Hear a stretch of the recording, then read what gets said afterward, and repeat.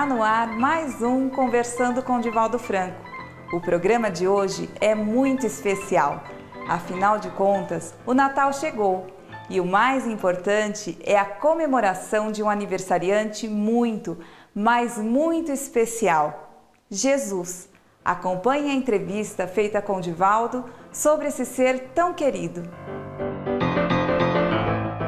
Algumas religiões afirmam que Deus e Jesus são a mesma pessoa.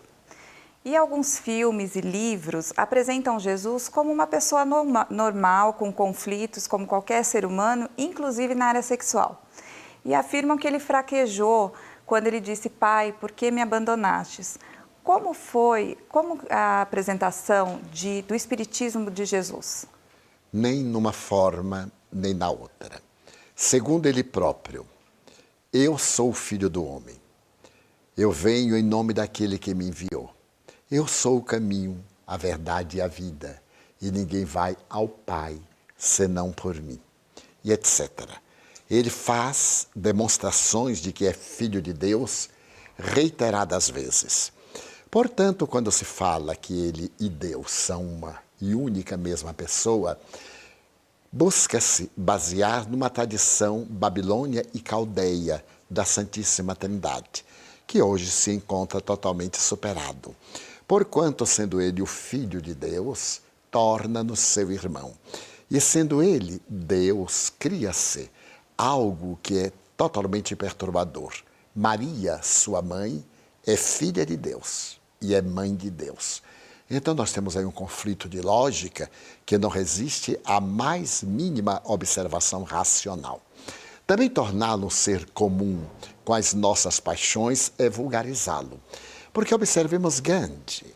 Gandhi, que foi um dos missionários do amor universal, atingiu um clímax de grande evolução, sem a baixaria da vulgaridade do intercurso sexual de maneira grosseira, porque o intercurso sexual é sublime.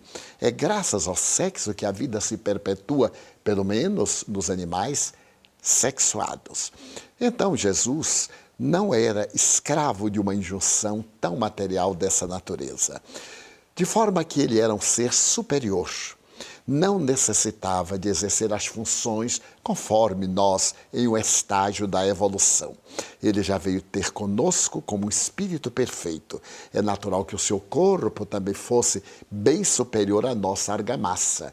Se nós examinarmos o corpo de uma pessoa que trabalha em determinados serviços que exigem força física, e a de um esteta, a de um poeta, a de um literato, nós veremos que até do ponto de vista fisiológico há grandes diferenciações. Na constituição emocional há também diferenças muito graves para poderem traduzir esse arquipélago de objetivos que constituem as metas existenciais.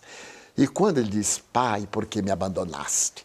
Essa tese tem sido muito controvertida entre os melhores teólogos, porque ele não disse Pai, ele disse: Senhor, Senhor, por que me abandonaste? Há uma tradição que procura demonstrar que não foi ele que enunciou esta frase. Quando o chamado bom ladrão, aliás, não existem ladrões bons nem maus, todos são ladrões. Mas aquele que o Dimas se dedicava a fazer beneficência através do furto, quando ele reconhece em Jesus aquele ser superior, ele diz: lembra-te de mim quando entrares no paraíso. E Jesus disse: em verdade te digo, hoje estarás comigo no paraíso. Não disse quando, um dia. No momento em que Jesus está naquela angústia e Dimas vê que ele está morrendo, grita: Senhor, Senhor, por que me abandonaste? Na confusão que se instala à volta, atribui-se que a palavra teria sido, a frase teria sido enunciada por Jesus. E quando ele diz para ele: Pai, por que me abandonaste? Eu sei, Senhor, por que me abandonaste? Mesmo que ele o tivesse dito, ele procurou dar-nos um toque de humanidade. Ele sabia para o que viera. Ele fez questão de entregar-se ao holocausto. Disse na última ceia a Judas: vai e faze o que tu deves fazer. E quando no horto vinham aqueles inimigos, a quem buscais? A Jesus de Nazaré. Sou eu. Judas beija-o.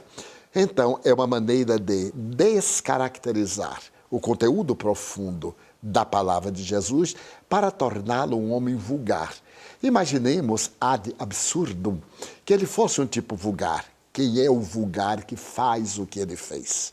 Ou ele era realmente um espírito de escola, ou tudo quanto ele fez e foi escrito seria inevitavelmente um equívoco, uma mentira. Então a doutrina espírita reconhece Jesus como Filho de Deus, como espírito nobre, sem nenhuma defecção.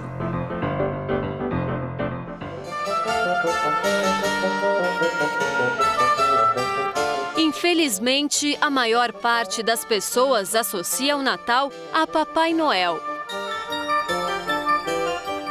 Mas, de fato, o dia 25 de dezembro é uma data em que se comemora o nascimento de Jesus.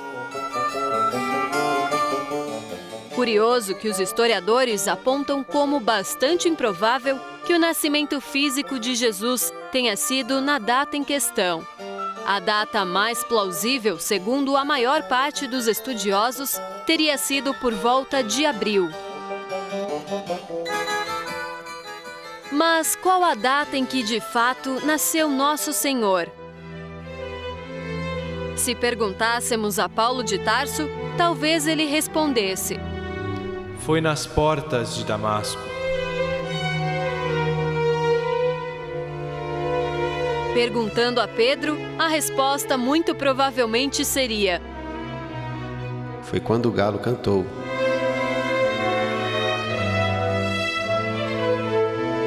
Fazendo a mesma indagação a Francisco de Assis, é até provável que Jesus, para ele, tivesse nascido no dia em que o Santo de Assis escutou a frase: Francisco, não vês que a minha casa está em ruínas? Restaura para mim. Quem sabe, se perguntássemos a Madre Teresa de Calcutá sobre o dia e hora em que nascera Jesus, a religiosa talvez respondesse: foi quando deixei a clausura para cuidar dos pobres e estropiados. E para Chico Xavier, o apóstolo da mediunidade, quando nascera o Cristo para um médium mineiro?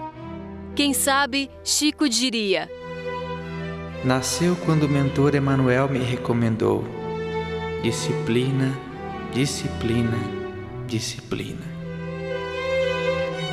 Mas e para você? Jesus já nasceu em seu coração? O que você está esperando para seguir a estrela que um dia conduziu os magos e que brilha desde há muito para cada um de nós? Sigamos o quanto antes o caminho de amor que nos leva à manjedoura do Cristo.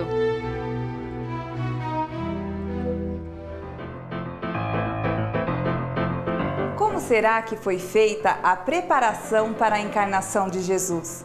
Você sabe quem foi Joana de Cusa? Então, não saia daí, pois no próximo bloco, Divaldo responderá essas e outras perguntas. Voltamos já!